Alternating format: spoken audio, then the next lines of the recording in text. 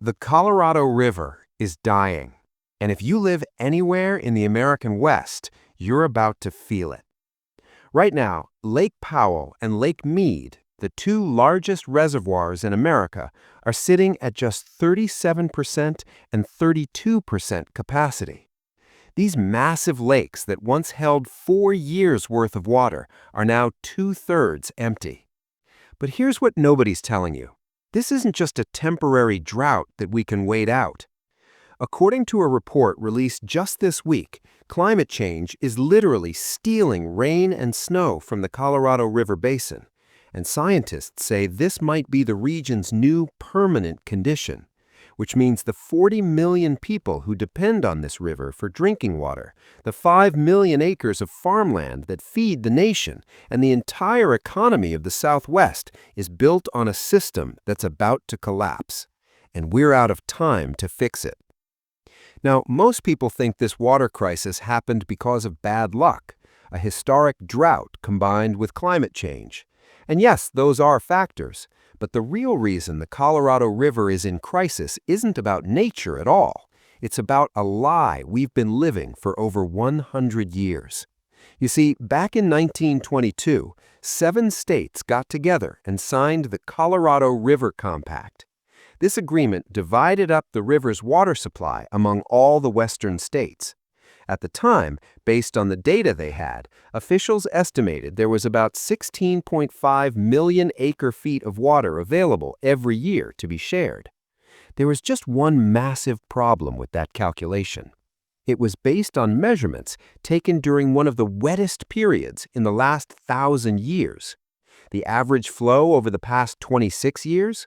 Just 12.2 million acre-feet. Which means from day one, we've been spending water we never actually had. We overallocated the river by nearly 30%. That's like 7 people sitting down to split a pizza that they think has 8 slices, only to discover it actually has 5, and all 7 of them already spent the money. So how have we survived this long if we've been overusing the water for a century? Simple. When the compact was signed, the reservoirs were full. Lake Powell and Lake Mead acted as massive savings accounts, buffering us against dry years. But here's the kicker. Back in 1999, these reservoirs held 59.5 million acre-feet of active storage. That's more than 4 times the annual water use of the entire basin. We were rich. Then, in 2000, everything changed. 5 consecutive years of below-average runoff caused a 46% reduction in storage, and we never recovered.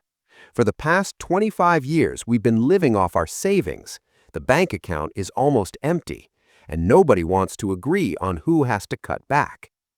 Right now, 7 states are supposed to be negotiating new water sharing rules because the current guidelines expire at the end of 2026. They've already blown past their November deadline.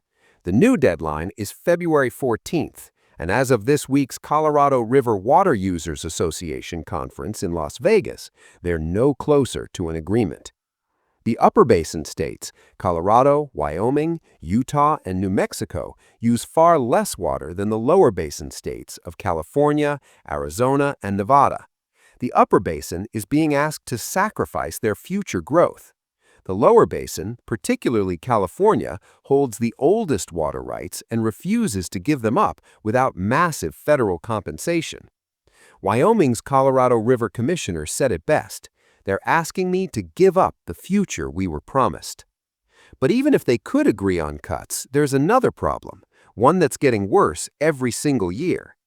Climate change isn't just reducing rainfall, it's changing the entire hydrology of the Southwest. And the latest science suggests this isn't temporary, it's the new normal. Here's what's happening. Human-caused greenhouse gas emissions are warming the atmosphere. A warmer atmosphere holds more water. Snow melts earlier in the season. Soils and vegetation lose more moisture during hotter months, which means thirstier soils suck up water before it ever reaches the river. As of early 2025, the snowpack in the lower Colorado River Basin is at just 23% of the median for this time of year. That's catastrophic. And here's the part that should terrify you. New research published this year shows that these warming temperatures are also changing ocean patterns, specifically El Niño and La Niña cycles, that are reducing precipitation across the entire Southwest. Translation: the rain and snow we're losing isn't coming back. One scientist analyzing this trend said it plainly: these flows are not going to rebound. Also on the table are future flow declines as it continues to warm.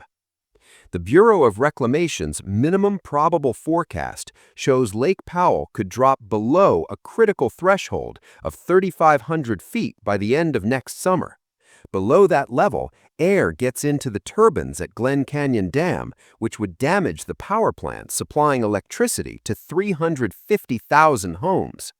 And if the models are right, if we get another dry year like this one, the amount of water used will exceed natural river flow by 3.6 million acre-feet. That's nearly as much water as California, the largest user, consumes in an entire year. So what happens if we don't fix this? What does collapse actually look like? Water experts call it day zero. It's the point where Lake Powell and Lake Mead can no longer release water downstream, not because it's politically difficult, but because there's physically not enough water left. At that point, entire water delivery systems shut down. Hydropower generation stops.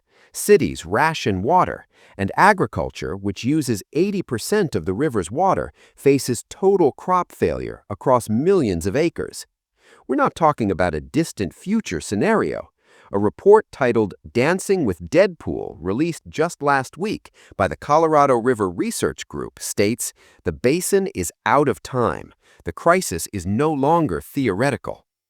The report found that reservoirs that once stored 4 years of river flow are now more than 2/3 empty. A single dry year, or two, could push both major reservoirs below critical thresholds. And under current operating rules through 2026, there's nothing in place to prevent this scenario.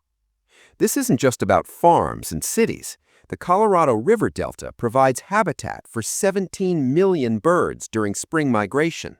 400 bird species, including California condors and bald eagles, depend on this ecosystem. 25 Native American tribes have water rights claims that have never been fully honored. They were here first, and they'll be asked to sacrifice the most. The Colorado River crisis is really a crisis of expectations versus reality. For over a century, we expected the river to provide more water than it actually had. We built entire cities, economies, and ecosystems based on that false expectation. Now, reality is catching up, and it's not pretty. The 7 states have until February to submit a plan for managing the river after current guidelines expire. If they can't agree, the federal government will impose a solution, which will almost certainly end up in years of expensive litigation. Some solutions are on the table: closing loopholes like Colorado's free river condition, where anyone can take unlimited water during high flow periods; creating permanent reductions in agricultural use with compensation for farmers; recognizing that tribal water rights need to be honored; building a basin-wide management entity that can make tough decisions. But all of these require the one thing that's been missing: the political will to accept that our expectations were wrong and our reality needs to change. The Colorado River won't wait for us to figure it out. The water level drops every single day, and the clock is ticking.